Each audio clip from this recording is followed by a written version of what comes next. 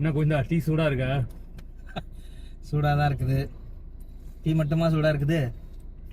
நம்ம டீ தான்டா குடிக்கிறோம். கார்ல அவன் என்னென்னமோ குடிக்கிறாங்க. நம்ம டீ குடிக்கிறதுக்கு என்ன? அது கரெக்டு தான்.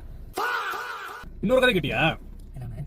இப்போ ஒருத்தர் 2 பேர் போய் ரிசைன் பண்ணிட்டாங்களாமே. அப்படியா? ஆ நம்ம விஜயபாஸ்கர். என்னதான் நடக்குது எனக்கு ஒண்ணுமே புரியல. அதாவதுண்ணே, அவங்க வந்துட்டு ஒரு தெளிவாக ஒரு பிளான்ல இருக்கிறாங்க. இவங்க எல்லாம் என்ன நினைக்கிறாங்க, நமக்கு வந்துட்டு அந்த தொகுதியில் நமக்கு ஒரு ஃபேம் இருக்குது, நம்ம ரிசைன் பண்ணினாலும் மக்கள் நமக்கு தான் ஓட்டு போட போறாங்க, எந்த சின்னத்திலனாலும் நம்ம ஓட்டு போடுவாங்க அப்படின்ற ஒரு மைண்ட் செட்ல இருக்கிறாங்க. இதை மக்கள் எப்படி பார்ப்பாங்க? எனக்கு தெரிஞ்சு புதுக்கோட்டை விஜயபாஸ்கர் வந்து 50-60,000 ஓட்டுல ஜெயிச்சார்னு எனக்கு இந்த தடவை. அங்க உள்ள டிவிகே கேண்டிடேட் பெரிய லெவல்ல ஓட்டு வாங்கல. ஆனா செல்லப்பாண்டியன்னா கொஞ்சம் ஓட்டு வாங்கியிருந்தாங்க, நல்லாவே வாங்கியிருந்தாங்க. இப்போ ரிசைன் பண்ணிட்டு இவர் போய் டிவிக்கில சேர்ந்து நம்ம ஏற்கனவே சொன்ன அந்த ஆதவ் பேசணும்ல, அந்த ஆதவ் பிளான் ஆதவ்னா என்னது தெரியும்ல? தெரியும். என்ன பிளான் ஆதவ்னா, நம்ம புசியான் வந்து பேர் வச்சிருக்காரு. பேர் வச்சது மட்டும் தான் புசியான். பிளான் போட்டது யாரு? எக்ஸிக்யூட் பண்றது எல்லாமே ஆதவ் தான். ஆதவ் பிளான் போட்டது, எக்ஸிகியூஷன் ஆதவ்.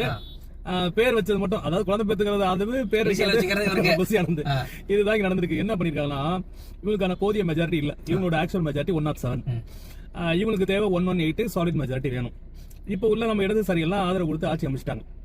பட் இவங்க எல்லாம் எப்ப கண்டுக்குவாங்கன்னு தெரியலையே அப்படின்ற ஒரு பயத்துல இவங்களுக்கு ஒரு அமைச்சரவை கொடுத்து ஹோல்ட் பண்ணி வச்சிருக்காங்க.